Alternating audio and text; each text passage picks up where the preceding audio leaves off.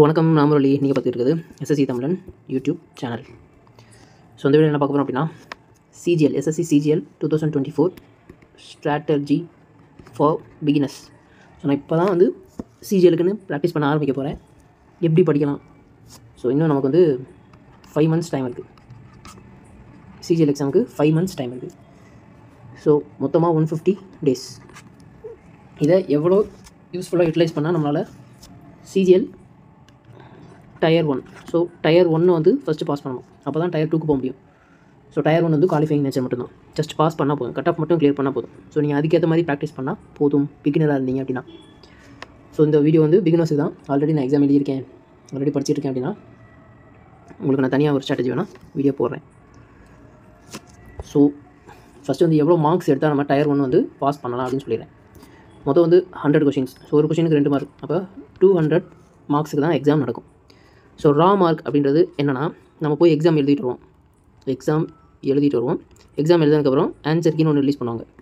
So நீங்கள் என்ன ஆன்சர்லாம் போட்டிருக்கீங்க அப்படின்றது வரும். அதுக்கப்புறம் கரெக்டான ஆன்சர் எதுன்றது அதில் டினோட் பண்ணி வரும். இதிலேருந்து நம்ம கேல்குலேட் பண்ணுற மார்க் தான் ரா மார்க். ஸோ இந்த ரா மார்க் அப்புறம் நமக்கு டயர் 1ஓட ரிசல்ட் வரப்போ நார்மலைஸ்டு மார்க் வரும். ஸோ நார்மலைஸ்டு மார்க்னா என்ன? இப்போ ஈஸியான ஷிஃப்ட் இருக்கும், கஷ்டமான ஷிஃப்ட் இருக்கும். அந்த ஈஸியான ஷிஃப்ட்டுக்கும் கஷ்டமான ஷிஃப்ட்டுக்கும் எடுத்த மார்க்கை ஆவரேஜ் பண்ணுவாங்க. ஸோ அதுதான் வந்து நார்மலைசேஷன். ஃபார் எக்ஸாம்பிள் இப்போ நீங்கள் ரா மார்க் வந்து 100 வச்சுருக்கீங்க அப்படின்னா உங்களோட ஷிஃப்ட் வந்து ஈஸியாக இருந்துச்சுன்னா 110 வரும், ஹார்டாக இருந்துச்சு அப்படின்னா 130 வரும். ஸோ இதுதான் டிஃப்ரென்ஸ். ஸோ ரா மார்க்னால் இதுதான். ஸோ நான் இங்கே போட்டிருக்க கேட்டகரி வைஸ் போட்டிருக்க மார்க் எல்லாமே ரா மார்க் மட்டும்தான். ஸோ யூஆர் ஜென்ரலாக இருந்தால் நீங்கள் 150 மார்க்ஸ் வாங்கணும். உங்களோட எய்மாக இருக்கணும், அதாவது டார்கெட். ரா மார்க்கை நம்ம வந்து எவ்வளோ அதிகமாக எடுத்து வச்சுருமோ அவ்வளோ வந்து நம்ம டயர் 1 பாஸ் பண்ணுறதுக்கான பாசிபிலிட்டிஸ் அதிகம். ஸோ நான் இதெல்லாம் வந்து மேக்ஸிமம் போட்டிருக்கேன். மேக்ஸிமம் தான், எப்பயுமே expect for the worst. So இதெல்லாமே மேக்ஸிமம் தான். நீங்கள் 150 எடுத்துட்டிங்கன்னா நீங்கள் டயர் 2க்கு நம்ம பாஸ் ஆகாமா மாட்டோமான்னு கவலைப்பட தேவையில்ல. கண்டிப்பாக நீங்கள் வந்து கிளியர் பண்ணிடுவீங்க. ஸோ அதுக்காக தான் இந்த மார்க். ஸோ யூஆர் அந்த 150, OBC 145, EWS 143, SC 126, ST வந்து 118. ஸோ இது வந்து நம்மளோட மேக்ஸிமம் எய்மாக இருக்கணும். கூடலாம் குறையலாம், அது வந்து நம்ம எக்ஸாம் எழுத போகிற டேட்டை பொறுத்து, ஷிஃப்ட்டை பொறுத்து, ஈஸி ஹார்ட் ஷிஃப்ட்டை பொறுத்து மாறும். ஸோ இந்த மார்க்கு நம்ம எடுக்கணும். ஃபஸ்ட்டு நம்மளோட டார்கெட்டை செட் பண்ணணும். சும்மா ஏனோ தானோன்னு ஓடிக்கிட்டே இருக்கக்கூடாது. ஒரு கோலை செட் பண்ணிவிட்டு அதுக்கப்புறம் நம்ம ஓட ஆரம்பிக்கணும். அதுதான் ஒரு best preparation strategy. So next இது வந்து வேணாம். ஸோ நமக்கு வந்து மொத்தமாக 150 days, 5 months இருக்குது, 150 days இருக்குது. ஸோ மினிமம் நீங்கள் வந்து 10 hours படிக்கணும். அப்படின்னா 1500 hours வந்து நீங்கள் படிக்கிறதுக்கு வந்து ஸ்பெண்ட் பண்ணியே ஆகணும். ஸோ ரீசனிங் ஒரு டேயில் நம்ம இதை எப்படி பிரேக்கப் பண்ணலான்னு நான் சொல்கிறேன். ரீசனிங்னு எடுத்துக்குவோம். Reasoning, maths, English, GK. So reasoning next அடுத்து என்னென்ன இம்பார்ட்டன்ட் டாபிக்ஸ் இருக்குன்றதை பின்னாடி பார்ப்போம். இதுக்கு ஒரு நாளைக்கு பெர் டேக்கு வந்து எவ்வளோ ஒதுக்கலாம்னு நான் சொல்கிறேன். ஸோ நமக்கு வந்து 150 days இருக்குது. இந்த 150 daysல நான் வந்து பாதியாக பிரிச்சுறேன். 75 days வந்து பிரிச்சுக்கிறேன். 75 daysல நீங்கள் பேசிக்ஸை கற்றுக்க போகிறீங்க. ஸோ ரீசனிங்னா என்ன, அதை எப்படி சால்வ் பண்ணலான்றதை கற்றுக்க போகிறீங்க. ஸோ மினிமம் 2 hours வந்து ரீசனிங்க்கு ஸ்பெண்ட் பண்ணுங்கள். ஃபார் எக்ஸாம்பிள் ஒரு 1 hour இருக்க யூடியூப் வீடியோ எடுத்து படிக்கிறீங்க அப்படின்னா அது ரிலேட்டடாக இருக்க கொஸ்டின்ஸ் எடுத்து சால்வ் பண்ணி பாருங்கள். So 2 hours ரீசனிங்க்கு. மேக்ஸுக்கு ஒரு 3 hours. அதே தான் கான்செப்ட்டு ப்ளஸ் கொஷின்ஸ். இதுக்கும் அதே தான் கான்செப்ட்டு ப்ளஸ் கொஷின்ஸ். ஸோ ரீசனிங்க்கும் மேக்ஸுக்கும் கான்செப்ட்டு ப்ளஸ் கொஷின்ஸ். ஸோ இங்கிலீஷை பொறுத்த வரைக்கும் நீங்கள் இதுக்கு ஒரு 3 hours வச்சுக்கோங்க. ஸோ இந்த 3 hours என்ன பண்ணுறீங்கன்னா, ஃபஸ்ட்டு ரீட் பண்ணுறீங்க. Must news paper R books, novels. உங்களுக்கு வந்து வெப் சீரிஸ், அதாவது இங்கிலீஷ் வெப் சீரிஸ் பார்க்குற இன்ட்ரெஸ்ட் இருந்துச்சு அப்படின்னா இங்கிலீஷில் பார்க்கணும். இது ஒரு 30 minutes ஆர் 1 hour, 30 minutes கூட வச்சுக்கலாம். ஸோ இதை தான் நம்ம இங்கிலீஷ் படிக்கிறதுக்கு யூஸ் பண்ண போகிறோம். 3 hours எப்படின்றத நீங்கள் பிரேக்கப் பண்ணிக்கோங்க. ஒரு 1/2 hour ரிலாக்ஸாகவும் இருக்கும் வெப் சீரிஸ் பார்த்திங்க அப்படின்னா. ஸோ கண்டிப்பாக ரீடிங்காக தான் இது எல்லாமே. ஸோ ரீட் பண்ணாவே உங்களுக்கு வந்து பாதி கிராமர் வந்து மைண்டில் எழுதிடும். அதுக்காக தான் சொல்கிறேன். ஸோ ரீட் பண்ணணும், ப்ளஸ் ரூல்ஸ் படிக்கணும். Grammar rules plus vocabs. இந்த 3ஐயும் நீங்கள் பிரித்து 3 மணி நேரத்தில் படிக்கணும். 1 hour ரீட் பண்ணுறீங்க அப்படின்னா 1 hour ரூல்ஸ் படிங்க, 1 hour வந்து ஒகாப்ஸ் படிங்க. ஸோ இந்த மாதிரி 3 hours பிடிச்சிக்கோங்க. ஸோ ஆல்ரெடி வந்து 6 + 2 8 hours. 2 hours வந்து ஜிகே படிங்க. ஜிகே எப்படி படிக்கிங்கன்னா தியரி ப்ளஸ் PYQs. இப்போ ஹிஸ்ட்ரின்னு ஒரு டாபிக் எடுக்கிறீங்க, டெல்லி சுல்தான் ஒரு டாபிக் எடுத்து படிக்கிறீங்க அப்படின்னா அதில் கெல்ஜி டைனஸ்டி. ஸோ அதை பற்றின PYQ, ப்ரீவியஸ் இயர் கொஷின்ஸ் அதை எடுத்து அப்படியே ரீட் பண்ணி பாருங்கள். ஸோ இதெல்லாம் வந்து பேசிக்ஸாக கான்செப்ட்ஸாக படிக்கணும். பேசிக்ஸு கான்செப்ட்டு இது எல்லாத்தையும் படிக்கணும். இதை வந்து 75 டேஸ்க்கு ஃபாலோ பண்ணுங்கள்.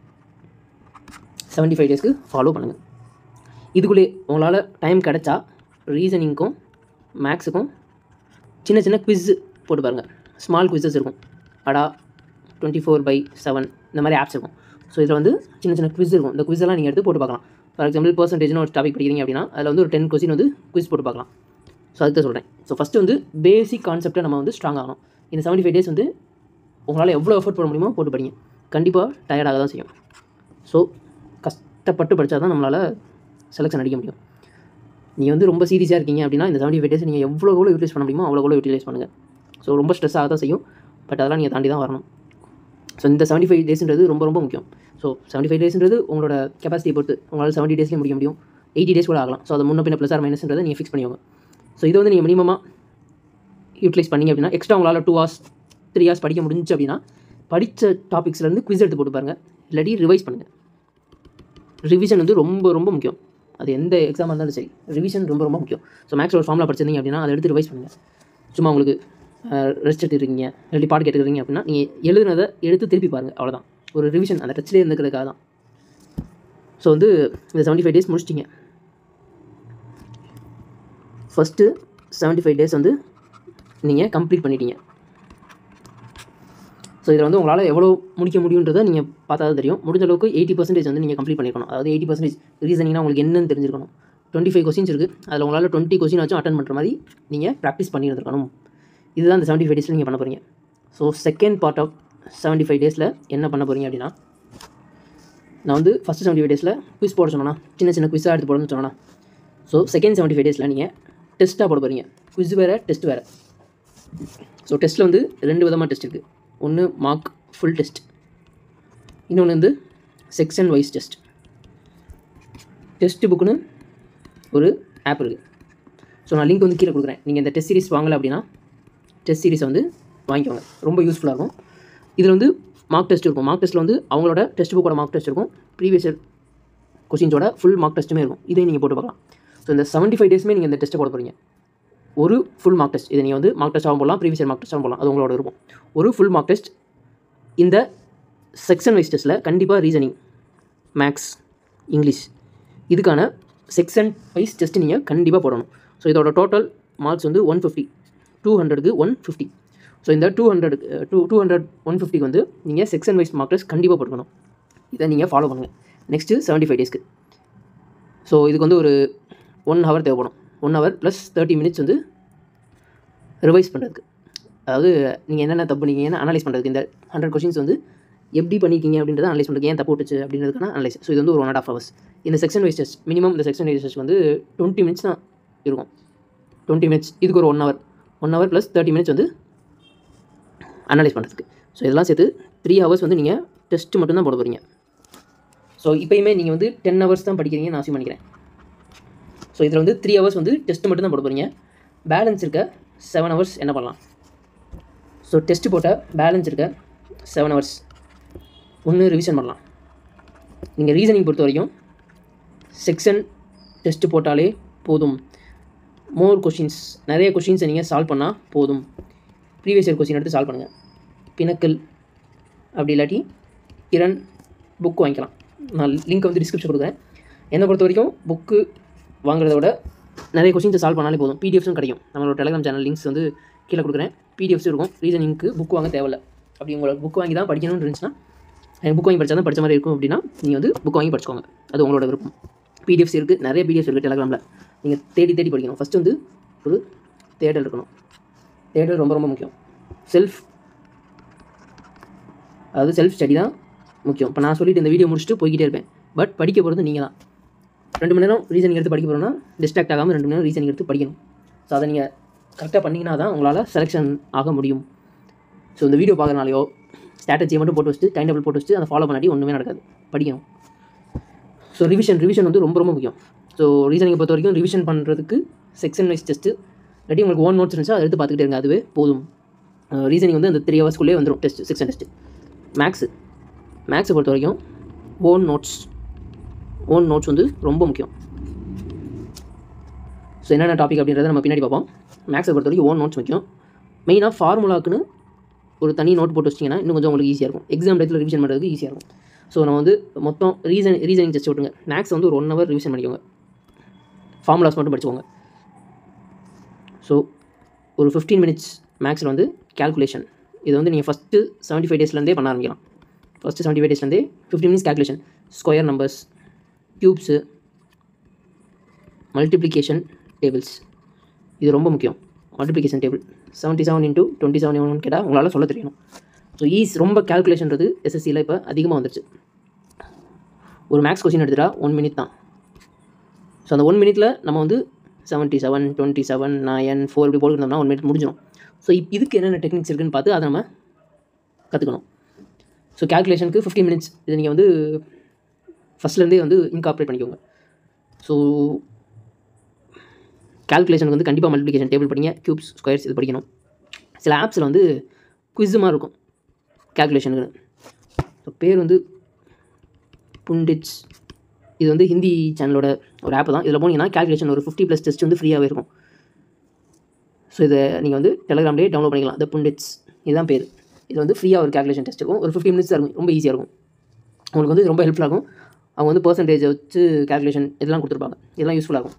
ஸோ மேக்ஸை பொறுத்த வரைக்கும் இதுதான் 1 hour வந்து ரிவிஷன் பண்ண போகிறீங்க. 15 minutes வந்து கேல்குலேஷன். அப்போ ஒரு 2.5 hours. ரொம்ப ஸ்ட்ரெஸ் எடுக்காதீங்க. முடிஞ்ச அளவுக்கு கொஞ்சம் ரெஸ்ட் எடுக்க பாருங்கள். ஸோ படிச்சுட்டு இருந்தால் ரொம்ப டயர்டாகும். பிரெயின் வந்து ரொம்ப டயர்டாகும்.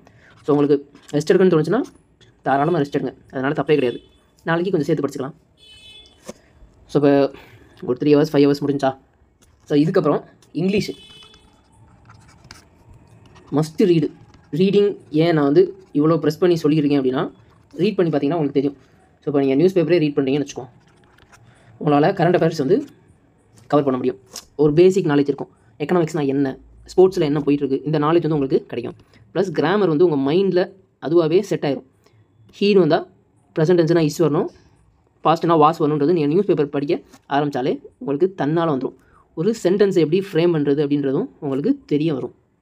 ஸோ அதனால தான் ரீடிங் வந்து நான் வந்து எப்போயுமே இதுக்கு முன்னாடி நான் போட்ட வீடியோஸ்லையுமே சொல்லிகிட்டே இருப்பேன். ரீட் பண்ணுங்கள். எவ்வளோ உங்களால் ரீட் பண்ண முடியுதோ ரீட் பண்ணுங்கள்.